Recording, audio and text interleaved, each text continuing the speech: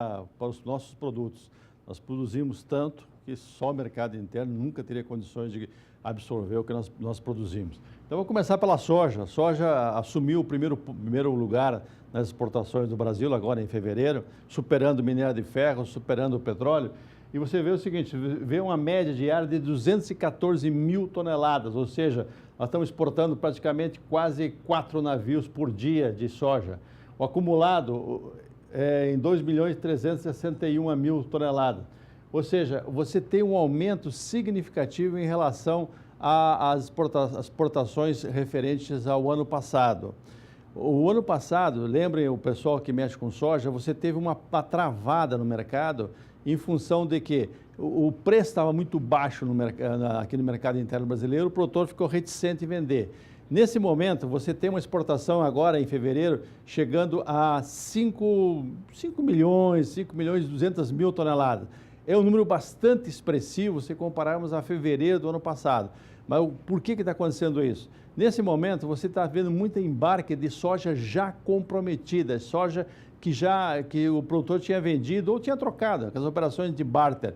As empresas que fizeram as operações receberam essa soja e estão repassando aos traders, repassando aos exportadores. A soja, nesse momento, ela está num período de indefinição. Por quê?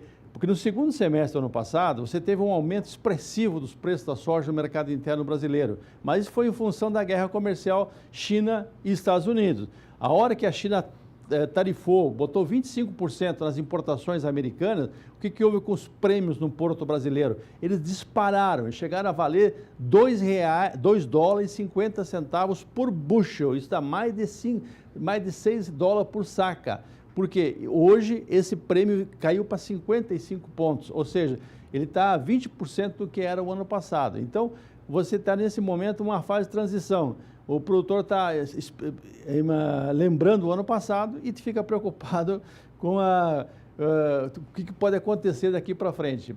O Brasil não vai exportar o que exportou no passado, 83 milhões, mas vai exportar 73, 74, já que tem uma produção prevista de ao redor de 115 milhões de toneladas. Para nós exportarmos 73, nós temos 9 meses praticamente de exportação, nós temos que exportar 8 milhões de toneladas por mês. Vamos ver outro produto, qual é? Você vê as exportações de milho. Milho continua mantendo exportações, isso é uma surpresa até no mercado. Porque normalmente no Brasil, quando chega janeiro, os armazéns do porto, eles param de receber milho e ficam concentrados apenas na soja. Eu estou vendo esses números da exportação de milho e também o preço do milho descasou, o preço do mercado interno descasou do porto. O indicador CPEA ontem falava mais de R$40 o saco de milho em Campinas, no porto não dava 38. Ou seja,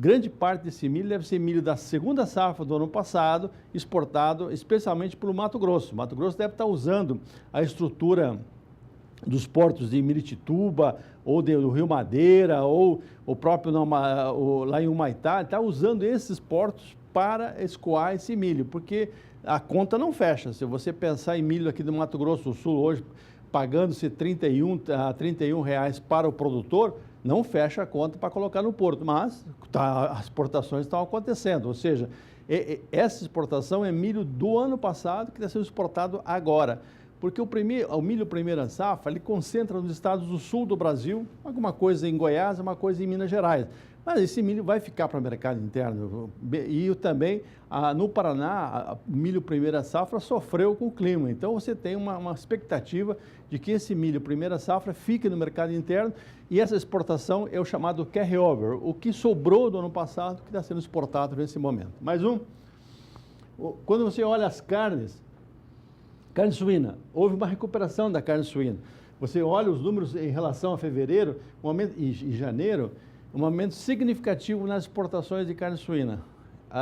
Você ainda não consegue, nesse momento, você não consegue ainda ver claramente o destino dessa carne, mas com 99% de chance de estar acontecendo, ela deve estar indo basicamente para o mercado chinês, seja para a China continental ou seja para Hong Kong. A China vai ter dificuldades esse ano de ter carne suína para atender o seu consumo. O consumo chinês é algo, 50% da produção mundial de suínos fica na China. Só que eles tiveram o problema da peste suína africana e hoje há uma preocupação dos dirigentes chineses em buscar alternativas. E o Brasil é a bola da vez. Assim como deu problema com a soja, aonde foi buscar? No Brasil. Tem problema com o suíno? Onde pode buscar? No Brasil. O Brasil tem condições. A nossa estrutura de produção, a nossa capacidade de produção, ela, se for chamada a atender, produzir, vamos exportar mais 200 mil toneladas de carne suína esse ano, não tem problema nenhum. O pessoal dá conta do recado. Mais um. Vamos lá, vamos falar em carne bovina. Esse aqui é da semana passada, tá? A média hoje está em 6.200 toneladas. 6.200 toneladas por dia. Se você projetar 20 dias úteis, nós estamos falando em mais de quase 125 mil toneladas no mês de fevereiro. A carne bovina, ela teve um aumento significativo nas exportações agora, e isso é muito importante para segurar o mercado, ou seja, segurar que haja uma queda de preço no boi, na vaca, na novilha, nesse momento. O mercado de exportação passa a ser extremamente importante. Basta você ver o preço dos cortes dianteiros. Nós exportamos basicamente dianteiro para o mercado externo. E você vê o preço do mercado dos cortes do dianteiro subindo em relação muito mais, proporcionalmente, muito mais do que os cortes de traseiro, seja filé, contra filé e tal. Por quê? Porque o mercado externo está demandando esse tipo de carne brasileira.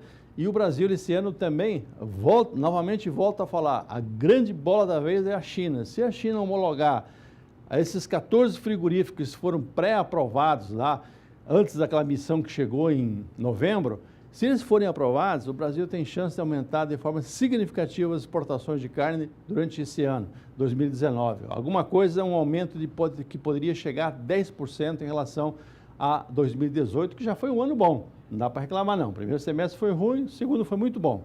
Mais um. Vamos falar frango. O frango, esse aumento na faixa de 16.000 a 16.800 toneladas dias é muito importante. Por quê? Porque em relação ao mês passado, ao mês de janeiro, o mês de janeiro fechou com 11 mil toneladas. Foi um ano ruim para o setor da avicultura. E vocês veem como é importante a exportação. Se você olhar os preços do frango resfriado, do frango congelado, agora em fevereiro, eles tiveram um aumento de 8% em média o frango resfriado e 4% o congelado. Isso deve ser o quê? O mercado interno? Não, o mercado interno está absorvendo aquilo o que ele pode comprar. O mercado interno, o único setor da avicultura que cresceu de forma expressiva em 2018 foi o ovos. Ovos, sim, o ovos deslanchou o consumo de ovos no Brasil. Por quê? Falta renda para o brasileiro. Nós estamos hoje com mais de 60 milhões de pessoas com dívidas. Você tem um problema sério de desemprego, subemprego, pessoas que já desanimaram de procurar emprego. A economia brasileira está começando a reagir, ela só vai reagir mesmo quando houver as reformas que foram prometidas em governos anteriores e esses governos não tiveram coragem de fazê-las. Nesse momento, nós estamos vendo que há a possibilidade de haver as reformas. Se ocorrer as reformas, o Brasil volta a crescer como um país sério, de 3%, 4% do PIB ao ano. Não agora, que nós estamos no ano passado, fechamos em 1,3%, 1,4%. Crescendo pouco, não tem renda, o consumo trava ou cai, que é pior ainda. As exportações estão indo muito bem, obrigado. O Brasil não pode reclamar disso. A nossa ministra está propondo novas alternativas no campo de fiscalização junto aos frigoríficos, que é o gargalo, que é o ponto fraco do Brasil. Nós precisamos melhorar aí muito essa questão, ou seja, nós temos que ter uma seriedade muito grande nesse aspecto. Punir aqueles fiscais, diretores que fizerem malandragem. Por quê? Porque isso atrapalha o Brasil, isso tranca o comércio no Brasil e causa problemas para todo o setor. Mas o resto não dá para reclamar, não. Soja está indo bem, milho está indo bem, as carnes melhoraram muito agora em fevereiro e esperamos que o resto do ano a gente possa trazer para vocês notícias boas, porque o ano passado, o primeiro semestre, foi uma sequência de más notícias.